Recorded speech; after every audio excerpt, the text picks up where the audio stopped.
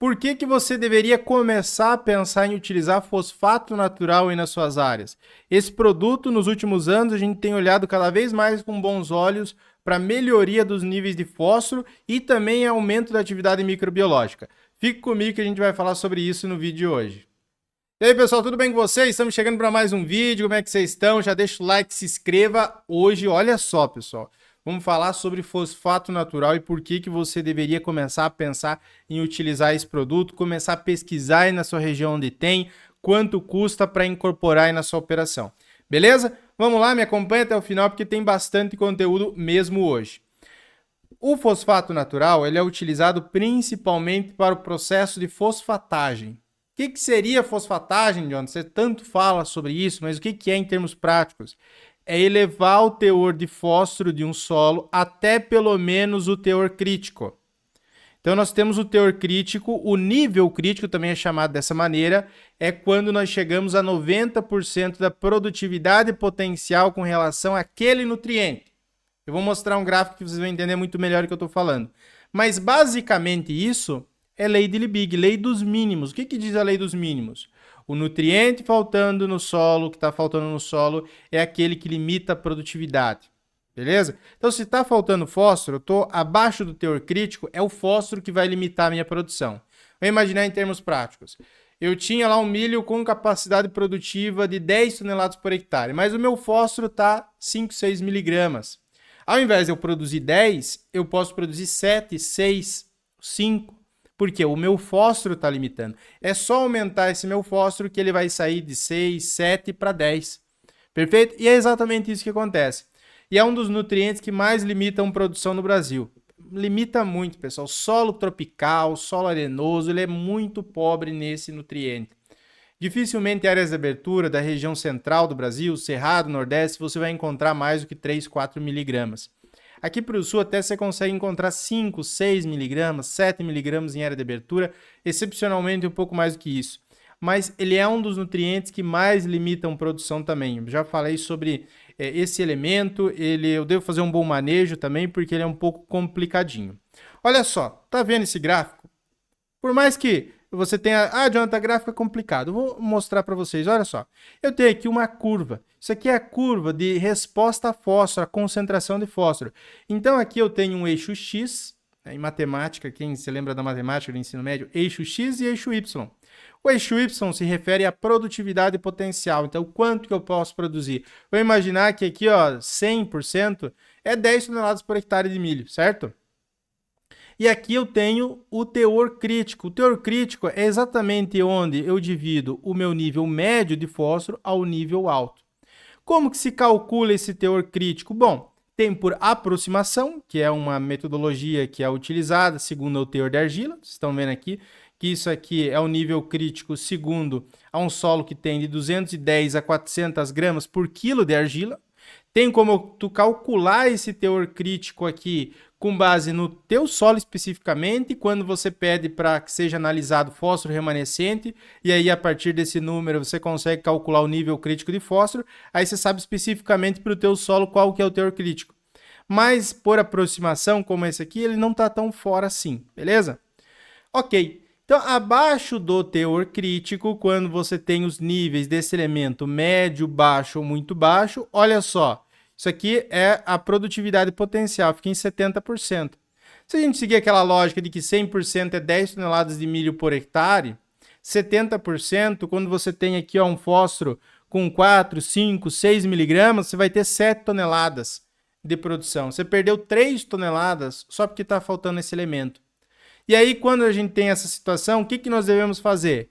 Nós temos aqui uma construção, mas também é considerado uma correção. Então, de levar a algum nível aqui que esteja muito baixo, baixo ou médio, 5, 6 miligramas, até pelo menos o teor crítico, 15 miligramas. Quando eu não faço isso e o meu nível está baixo, começa a aparecer esses sintomas aqui, ó. O fósforo, quando falta em gramíneas, o sintoma é muito característico, porque você tem umas folhas mais velhas com essa coloração púrpura. Essa coloração avermelhada, é um acúmulo de antocianinas ali. Você tem uma redução drástica de estatura de planta também, vai reduzir muito, a planta fica travada, ela não consegue crescer, porque o fósforo é como se fosse o arroz da planta, o que dá energia para ela se desenvolver. Então, faltou, você vai quebrar muito a produção, além de aparecer os sintomas. Para algumas outras culturas, não aparece os sintomas assim de maneira tão nítida, mas aparece sim uma redução de estatura, né? Um nanismo, um encurtamento de internódio, uma planta mais travada. Muito bem, agora olha só, fosfato natural. Eu quero que vocês saibam de uma coisa, não existe apenas um fosfato natural ou um fosfato natural reativo. Aqui eu tenho uma lista de vários produtos diferentes.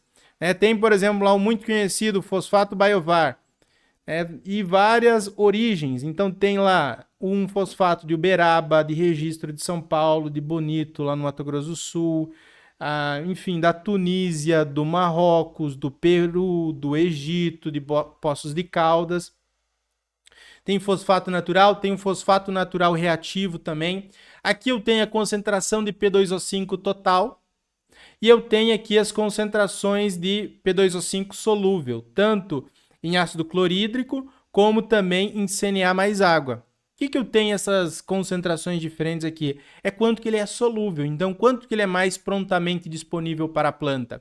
Tem também outras metodologias de solubilidade, como com ácido tartárico e etc. Ácido cítrico também.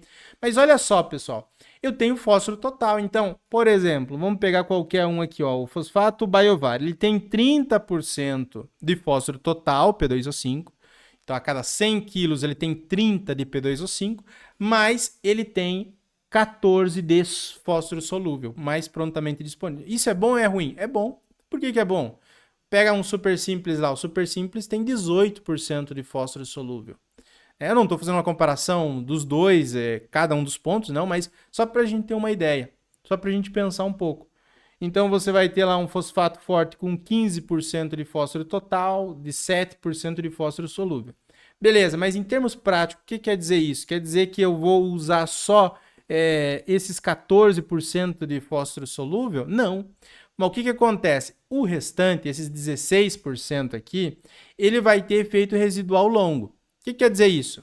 Ao longo do tempo, a ação de micro-organismos, de bactérias, vão liberar esse fósforo, vão solubilizar esse fósforo e vai então se tornar disponível para a planta. Por isso que em áreas onde eu preciso da correção desse elemento de médio a longo prazo, ele acaba sendo muito interessante. Vamos pensar culturas que você não vai usar fósforo em um momento muito específico. Se você está falando de cultura anual, que tem um ciclo de 90, 100 dias, uma soja, um milho, um feijão, você vai precisar de fósforo em um período curto de tempo. Então, geralmente, ali no início do desenvolvimento da planta é quando ela define componentes de rendimento. Então, você tem que ter, nesse período de 15, 20 dias, fósforo disponível para a planta, certo? Agora, vamos pegar uma outra situação, que você tem pastagem implantada, que você tem alguma cultura, aliás, perene implantada, que vai ficar lá 10, 15 anos.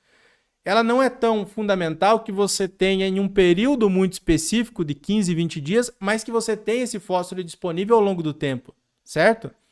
Porque a pastagem, assim, ela pode dar rebrote, então ela vai ter que ter aquele fósforo ali sendo disponibilizado continuamente. Então, nesses casos, ele acaba sendo interessante esse efeito residual mais longo.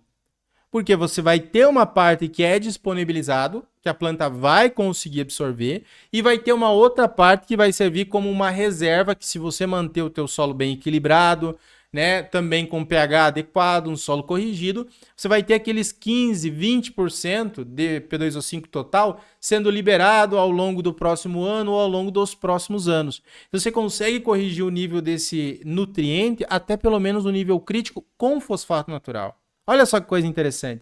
Eu trouxe para vocês também explicando um pouquinho da conta que você pode fazer para encontrar qual que seria a dose necessária, né? A dose necessária. Então, assim, ó, pessoal, isso aqui é claro que é casos específicos. Então, é só para a gente ter uma noção. Se você precisar especificamente ir para sua área de um planejamento de manejo, aqui abaixo tem o link da nossa consultoria. Você clica ali, chama a gente no WhatsApp e a gente pode estar trabalhando junto, prestando esse serviço para você também, para você saber exatamente quanto colocar, né, com as características do produto que você tem disponível na sua região, que como vocês viram, tem vários produtos aí que não são iguais. Mas só para a gente ter uma ideia, vamos imaginar um determinado solo que tenha um teor crítico de 12 miligramas. Vocês viram ali que tem alguns que são de 15 miligramas, você pode ter esse aqui de baixo é de 12 miligramas. Então, vamos imaginar um teor crítico de 12 miligramas. O teu solo esteja apresentando lá 6 miligramas por decímetro cúbico. Então, poxa, você tem um lapso ali, né? 12 que você precisa chegar, você tem 6 no solo. Está faltando 6 miligramas. Como que você transforma isso em quilos por hectare? Extremamente simples, vezes 2. Então, 6 vezes 2, 12 quilos de fósforo por hectare. É pouco, né, adianta? Pô, só 12 quilos, mas é de fósforo P. Agora você tem que transformar em P2O5. De P para P2O5, você converte aqui para 2,25. Tem vídeos aqui no canal que eu explico por que essas conversões acontecem, tá? Então, se você quiser depois, escreve lá AgroBrasil mais o tema. AgroBrasil mais conversão, que você vai encontrar vários vídeos nesse tema. E aí, 12 vezes 2,25, você tem que adicionar 27 quilos de P2O5. Pô, ainda não é muito, né, adianta? Porém, a gente sabe que a eficiência do fósforo vai de 20% a 30%, justamente porque ele pode ficar ali fixado com os óxidos de ferro ou de alumínio ou de cálcio também, então ele é um pouquinho mais complicado, por isso que a gente acaba majorando essa dose, considerando uma eficiência de 20% a 30% por aí. Se a gente for considerar isso, ó, 27 dividido por 0,2, que seria a eficiência de 20%, você vai ter 135 quilos de P2O5 para ser adicionado. Aí, beleza. Aí você encontra lá um fosfato natural que tenha 32% de P2O5, e aí você pega 135 dividido por 0,32, vai dar 377 quilos de um determinado fosfato natural para corrigir o fósforo desse solo. E ainda você poderia fazer a conta com relação a quanto desse fósforo é solúvel, né? Ah, é 15%, é 20%, então quanto que eu vou estar adicionando de fósforo solúvel? Quanto que aquela cultura que eu estou implantando precisa de fósforo solúvel? Aí você vai dar um número, eu chego a 50, 60 quilos de fósforo solúvel com essa dose. Ok, a minha planta ali que eu estou implantando precisa de quanto? Ela precisa de 50, 60, ou precisa de 90. Aí eu talvez aumente um pouco a dose. E ainda vai sobrar um pouco de fósforo de efeito residual. Opa, olha que interessante.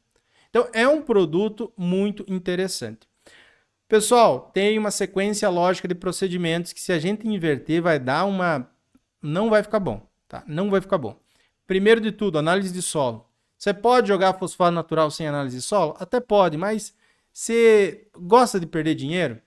Você gosta de rasgar dinheiro? Eu, pelo menos, não.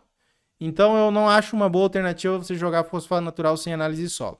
Porque dependendo do caso, pode ser que nem seja necessário você jogar fosfato natural. Ou até mesmo seja necessário, seja interessante, porém numa dose que seja mais adequada segundo o produto que você tem disponível.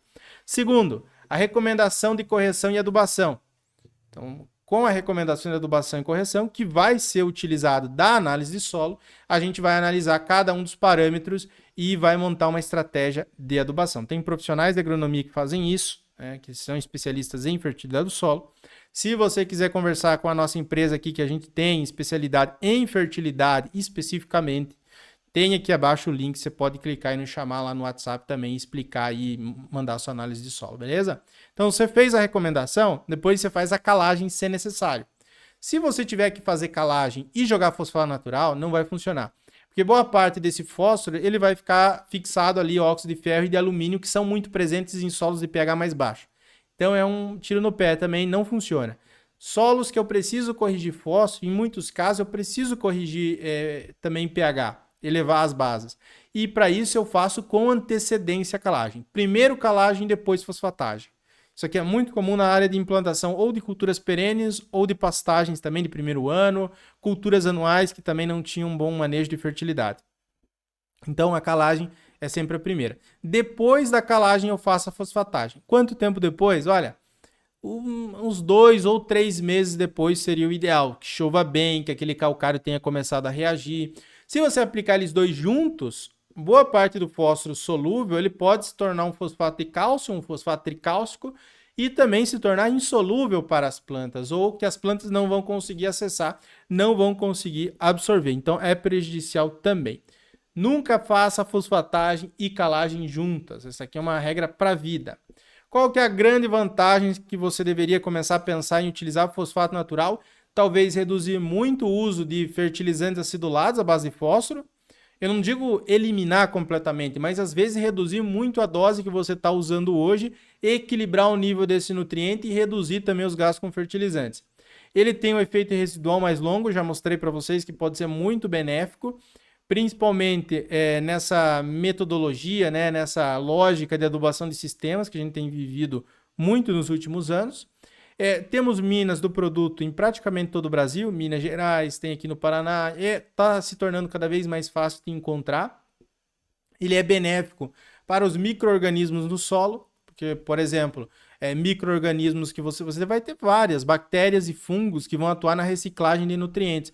E esses produtos acidulados, ele não é tão bom para essa atividade microbiológica. O fosfato natural ele vai agir muito mais fortemente com relação a isso. Então, ele não é adicionado ácido para aumentar a sua solubilidade. Quem vai fazer isso de aumentar a solubilidade é os micro-organismos no solo ao longo do tempo. Então, ele tem esse efeito benéfico também. Tende a ser mais barato do que as fontes aciduladas. Claro que geralmente eu vou ter que adicionar mais dele, então é comum doses de 800 quilos, 900 quilos, até mais do que 1 tonelada por hectare, dependendo, é claro, da concentração. Você vai ter materiais com 10, 15% de fósforo total. Você vai ter materiais com 30%, 36%. Então a dose também vai ser diferente, segundo cada caso, dependendo da análise de solo.